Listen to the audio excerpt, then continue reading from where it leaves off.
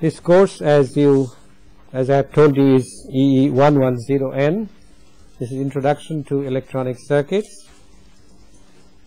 In the first lecture, we shall introduce the course, and we shall also introduce some basic electrical quantities. This is my name, and we plan on about, as I said, 40 plus minus 2 lectures for covering the total material. This course shall deal with basically circuits and devices,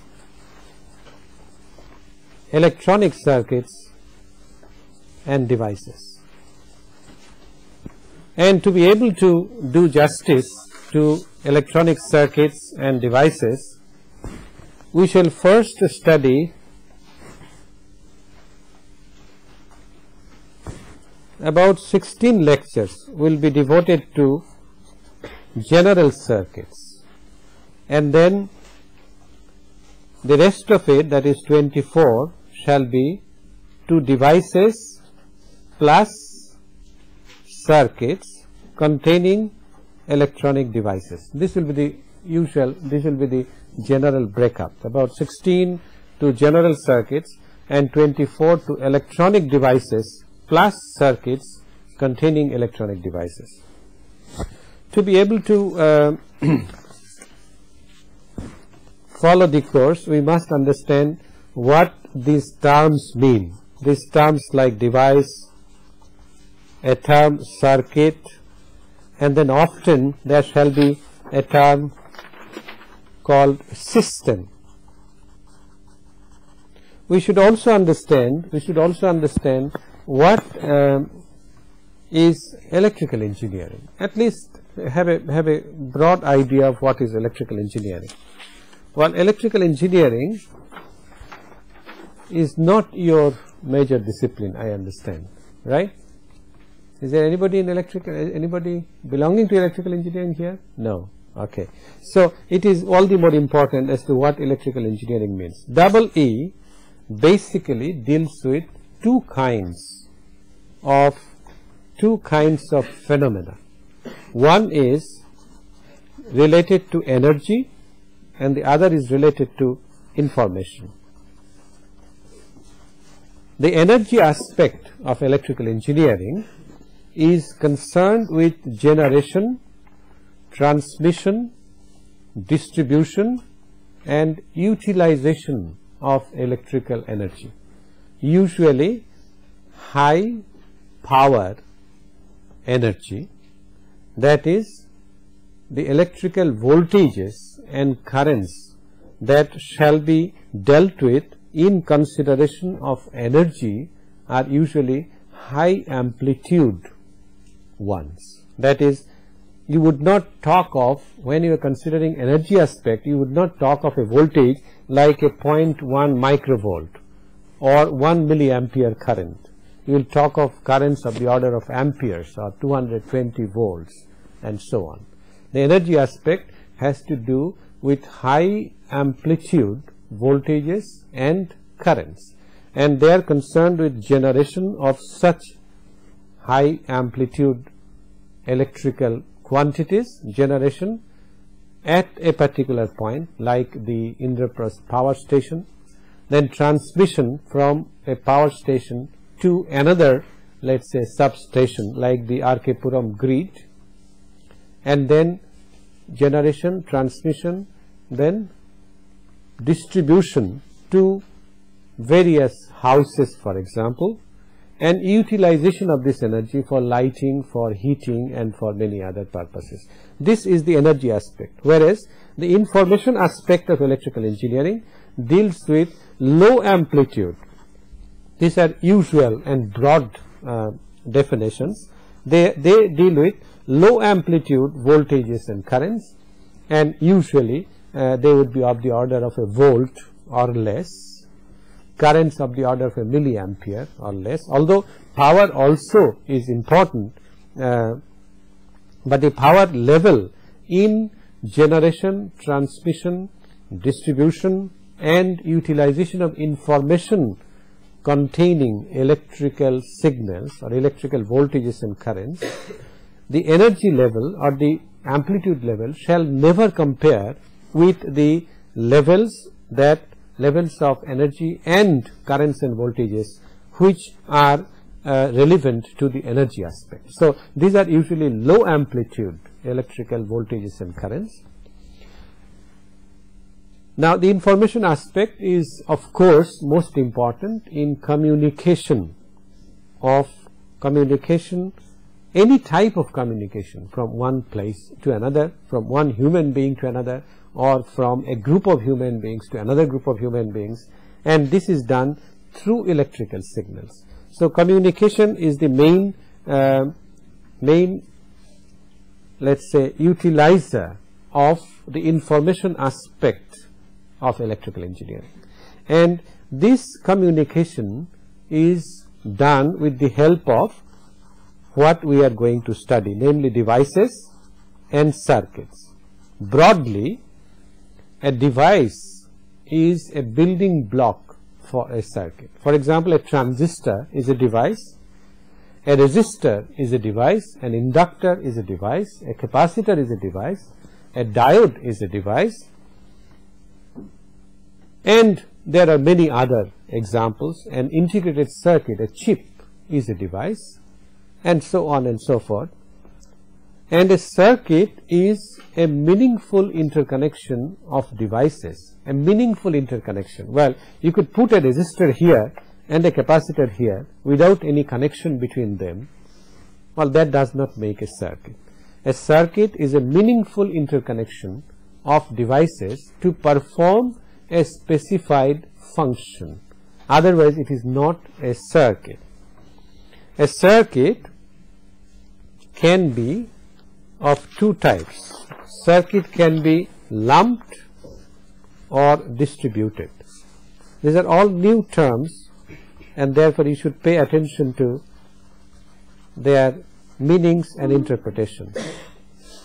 When a circuit is so small compared to the wavelength of electromagnetic phenomenon, when a circuit is small compared to the wavelength of the electromagnetic phenomenon, then the total electromagnetic phenomenon can be considered to occur at a point in space. In other words, when a circuit is of small dimension compared to the wavelength,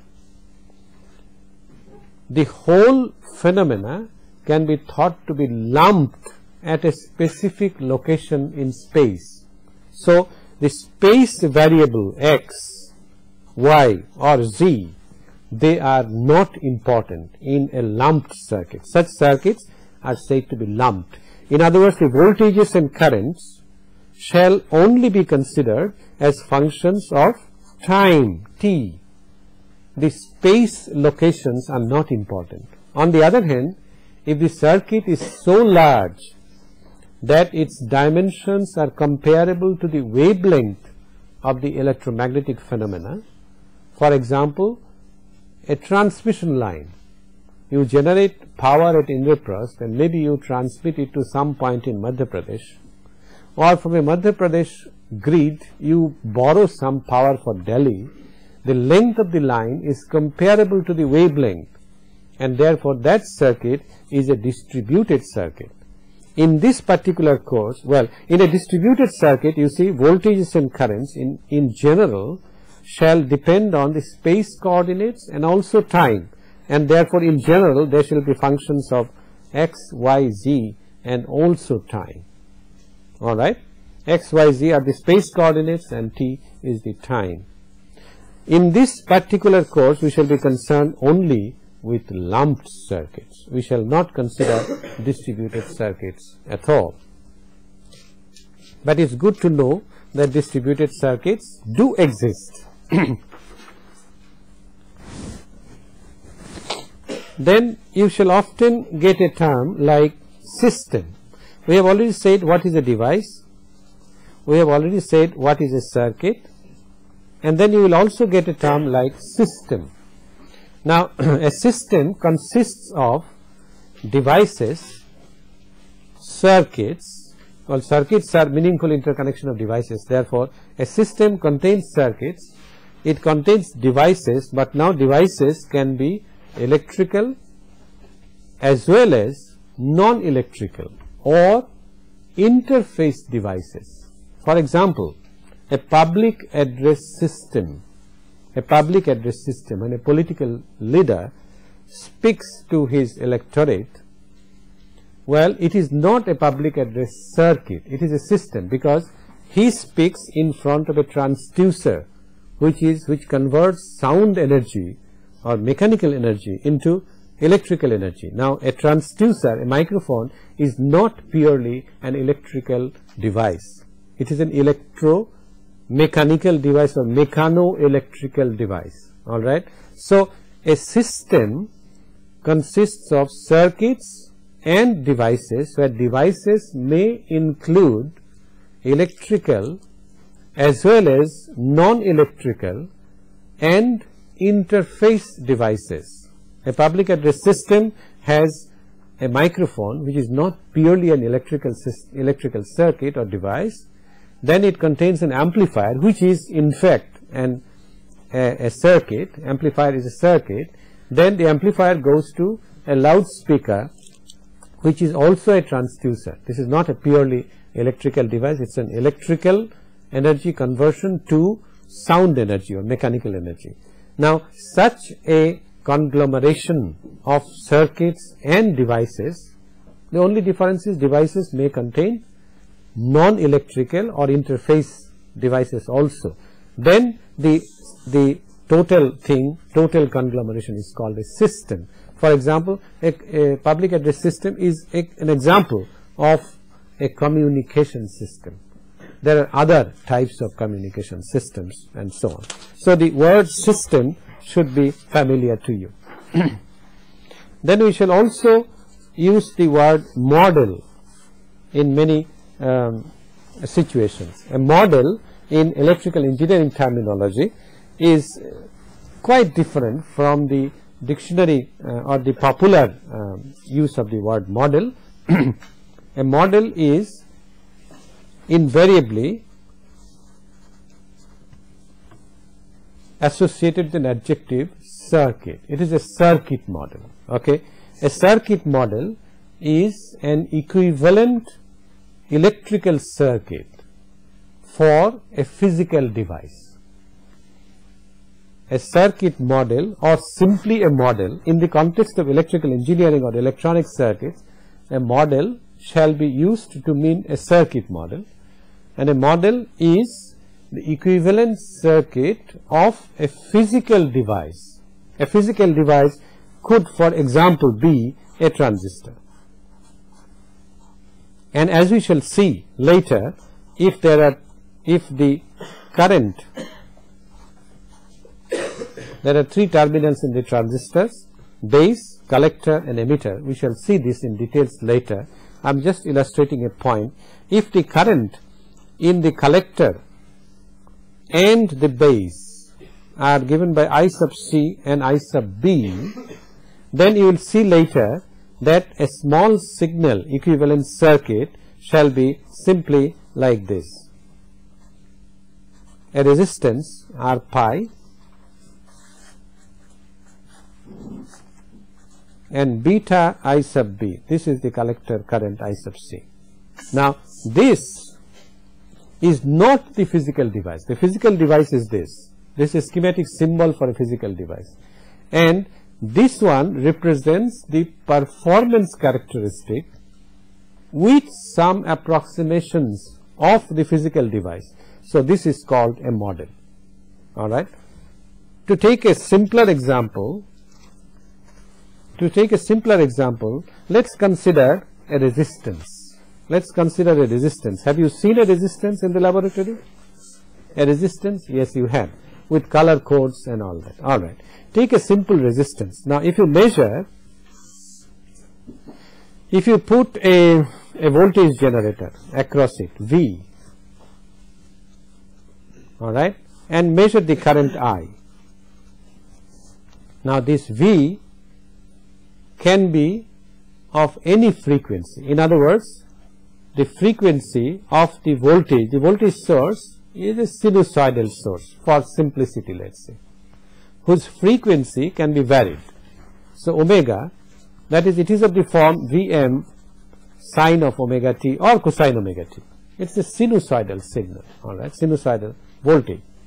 If the frequency is varied and you measure the ratio V by I, all right, then one can show that the variation would be like this. I beg your pardon, I have made a mistake. Let me use some other color. One can show that the variation would be like this. If you measure the ratio of V by I and vary the frequency, then it's like this. And then you see, this is the characteristic of the physical device, the resistance as we call it.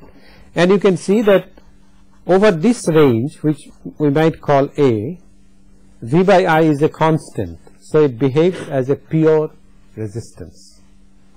Over this range A, it behaves as a pure resistance, and therefore this is a model for the physical resistance in this range A. In this range B, let us say, the V by I increases with frequency, and as you shall see later, this part can be characterized by a resistance in series with an inductance. The impedance of an inductance, do not be worried about these terms, we shall define, explain later, but over a certain frequency range, the model, no longer a pure resistance model suffices, we have to include an inductance. And over the rest of the range C, it appears that we have to include a capacitance across the resistance and inductance.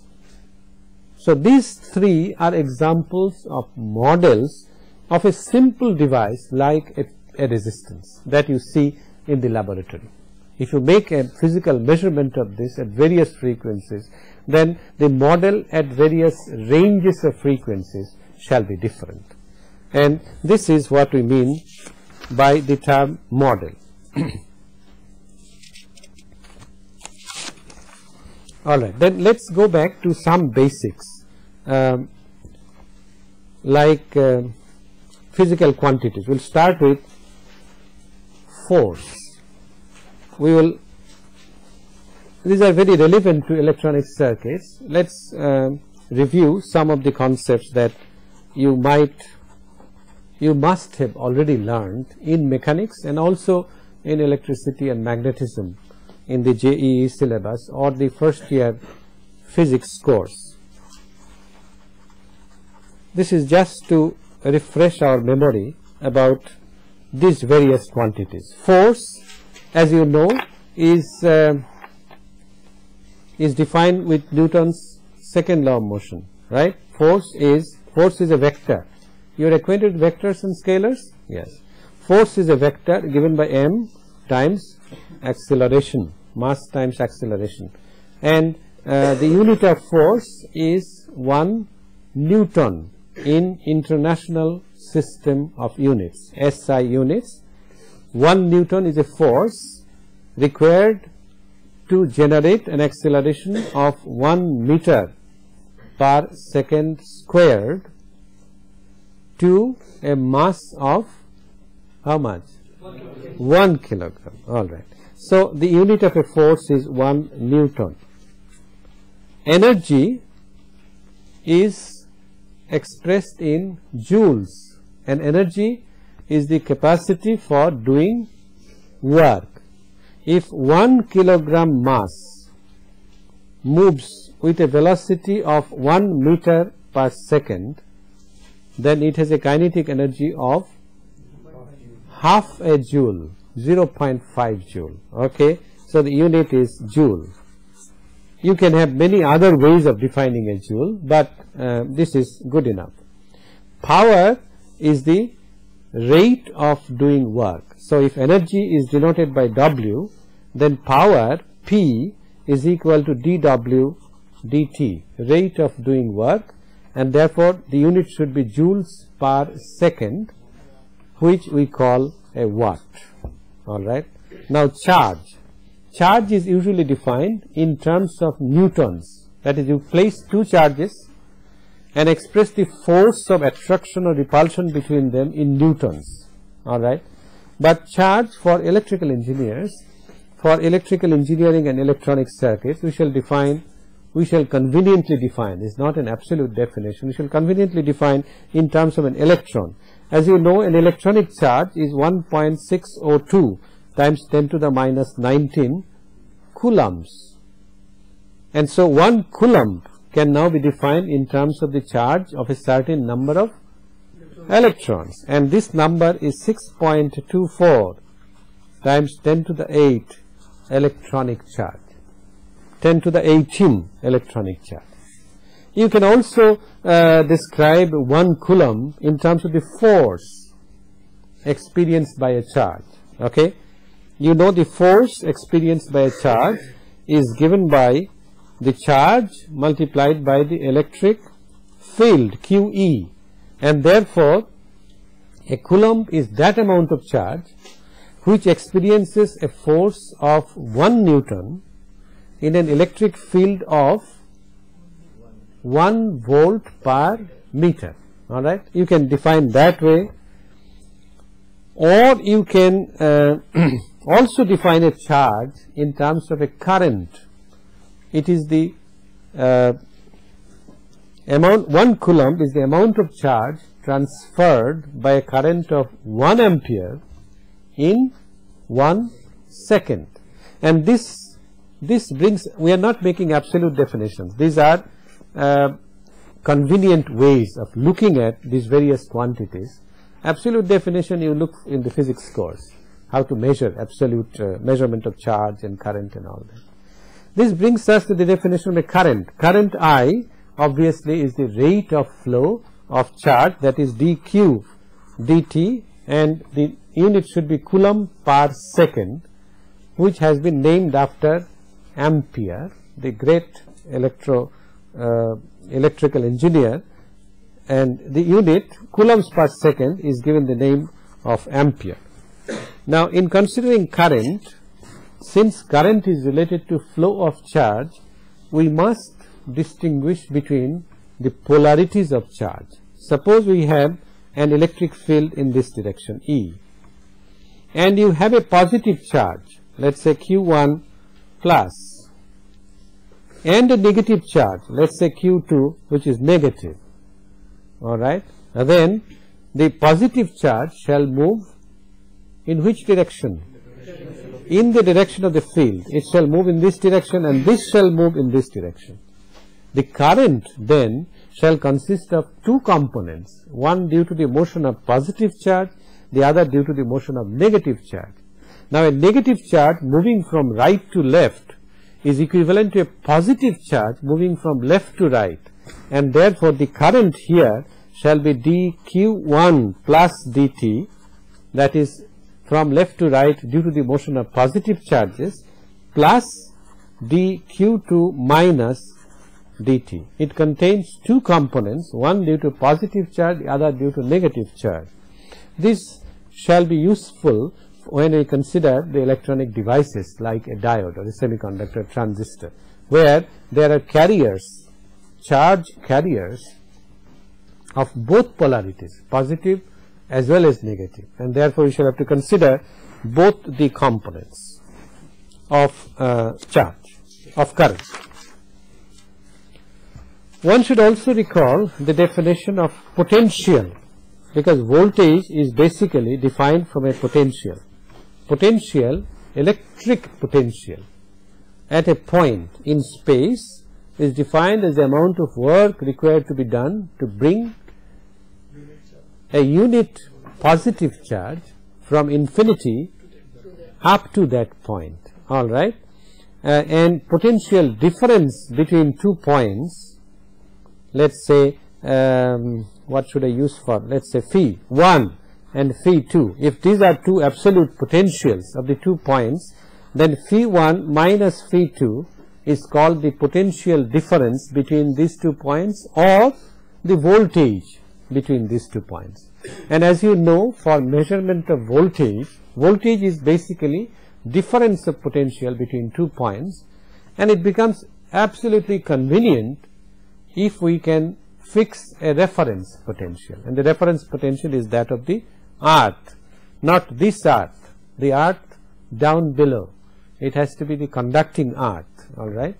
That is considered as zero potential, and therefore all potentials are considered as voltages. But you must remember that voltage is indeed a potential difference, and therefore if you have a reference, when you say the line, the overhead line is 11 kV, that means taking the ground as zero potential, all right. This must be understood. It should also be understood that if potential increases, let's take 2 points, if potential increases in this direction, phi, that is, let's say this is 10 volt and this is 0 volt, all right. Potential is also expressed in volts, okay. This is the reference, and this is, if potential increases in this direction, then the electric field direction is in the opposite direction, that is, this is the direction of electric field. Electric field by definition are the directions of the electric lines of force which emanate from positive charges and terminate on negative charges, all right. And therefore phi, the direction in which phi increases and the direction in which E sets up are opposite to each other, and the exact relationship is E equal to minus d phi dx, the negative gradient of potential. This must be understood. That brings us to the concept of an electric field.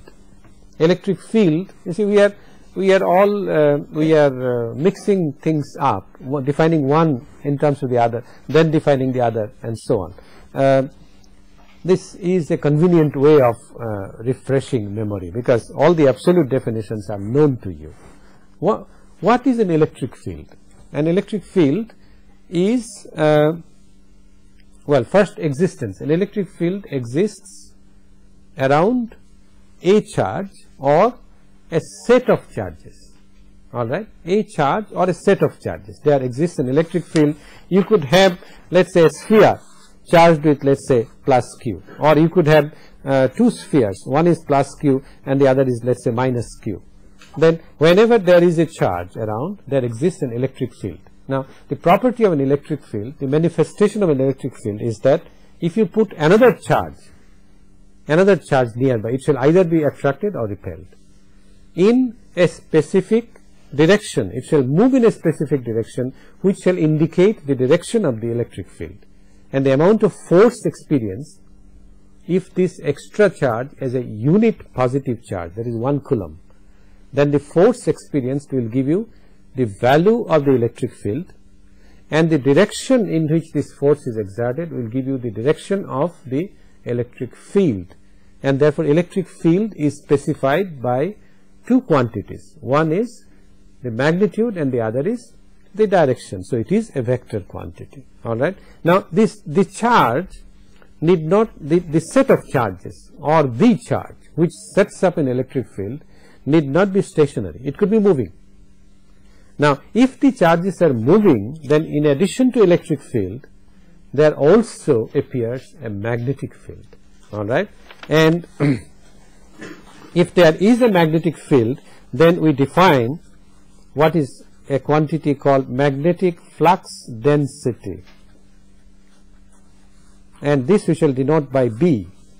B is also a vector, and the definition of magnetic flux density, or the unit of magnetic flux density, well, we shall not have much to do with magnetic flux density in the course on electronics. Maybe sometimes we shall be required to, but it's good to know that magnetic flux density is defined again in terms of the basic unit, basic quantity, which is a force, comes from Newton's second law of motion.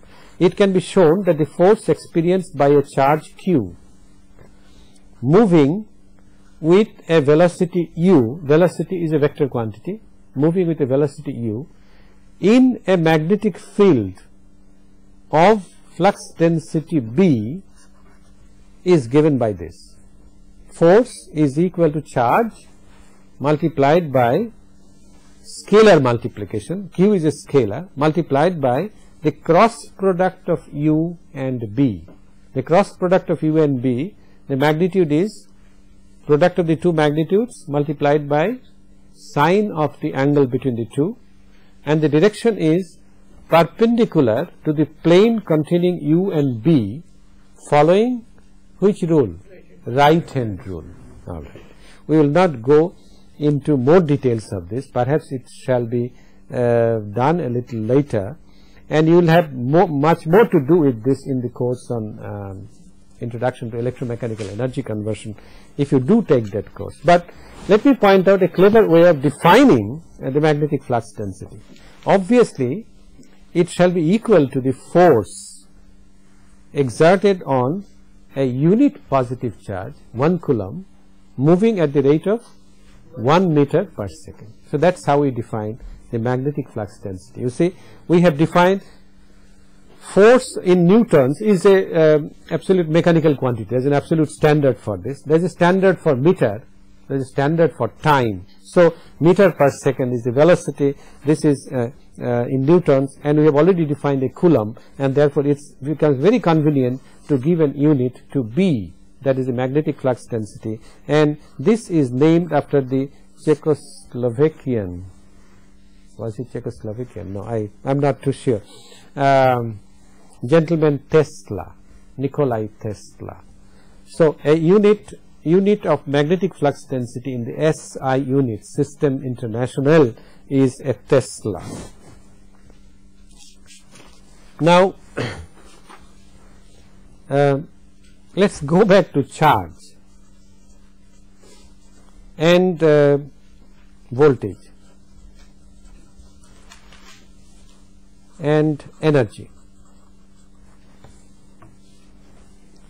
Well, the voltage at a point, considering the ground as reference, is obviously, let's put it this way, if you wish to move a charge dq, an elementary charge dq, through a potential difference of V, then the amount of work that is required to be done is V times dq.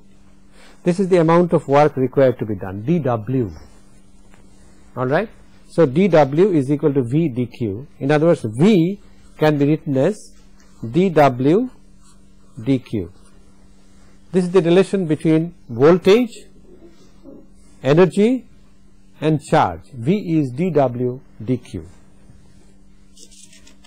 Alright. And therefore, if you understand this, it's very easy to see that the power, which is the rate of change of energy dW dt, can be written as dW dq. How does Vi come? That's what I am showing. Times dq dt. And dW dq is V and dq dt is I. So the power in electrical engineering is simply the product of voltage and currents. So volts amperes is the same as watts. Alright. And if you want the energy W, energy by definition, power by definition is the rate of doing work. P is dW dt. So energy must be P dt, let's say from minus infinity to t. If you start at minus infinity to t, this is the total energy consumed by an electrical circuit, where, and this can be written as minus infinity to t Vi dt. Let's consider, yes. Why do you start at minus infinity? Okay. Let's take a capacitor and we charge it to a certain voltage, let's say capital V. Alright. If we take the lower limit as 0, then you shall have to consider the initial voltage on the capacitor. That is, you have to do 0 to t plus the effect of the initial voltage, because initially also there is some energy in this. If we take minus infinity to t, then all initial conditions have been taken care of, and therefore we say from time immemorial, whatever the history the device or the electrical circuit may have gone through, we don't care. We simply multiply Vi and multiply by dt and integrate from minus infinity to t. There has to be a reference of time when you are considering an electrical circuit. If that reference is taken as 0, then you must see what was the condition of the circuit as 0 minus, because electrical circuits can store energy. They are dynamic devices. This is a dynamic phenomenon. They can store energy, they can dissipate energy, they can deliver energy, and therefore you must consider, it is safe to consider from minus infinity to the present time. We shall break up this integral to 0 to t plus the condition at 0 minus later on, alright, to take care of all that had happened between minus infinity and 0 minus, alright. Let us consider a simple resistance whose model, that is, we are considering the resistance in a range of environmental conditions such that the model is a pure resistance like this. We call this an ideal resistance, okay. Ideal, that is, it contains only resistance, nothing else. An ideal resistance, you know by Ohm's law, that if you plot V versus I, it shall be a straight line with a slope of R, V equal to IR, and therefore dV di shall be equal to R. Now this is an appropriate point to introduce another term, that is a term called linear. We shall consider all electrical devices in this course as linear. There are resistances which may not behave, which may not obey Ohm's law. There are resistances which may not obey Ohm's law. For example, a thermistor or an electrolyte. It may be such that it behaves, it obeys Ohm's law for a certain region and then it saturates like this. Such a resistor is called a nonlinear resistor. A resistor in which V is linearly proportional to I is called a linear resistor. And we shall always consider in this course linear resistors unless specified otherwise. We shall also consider nonlinear resistors a little later, but most of the resistors that we consider shall be linear. This is a good point to stop. Next time, in the next lecture, we will go to the other kinds of circuit elements and consider the implication of linearity in them. Thank you.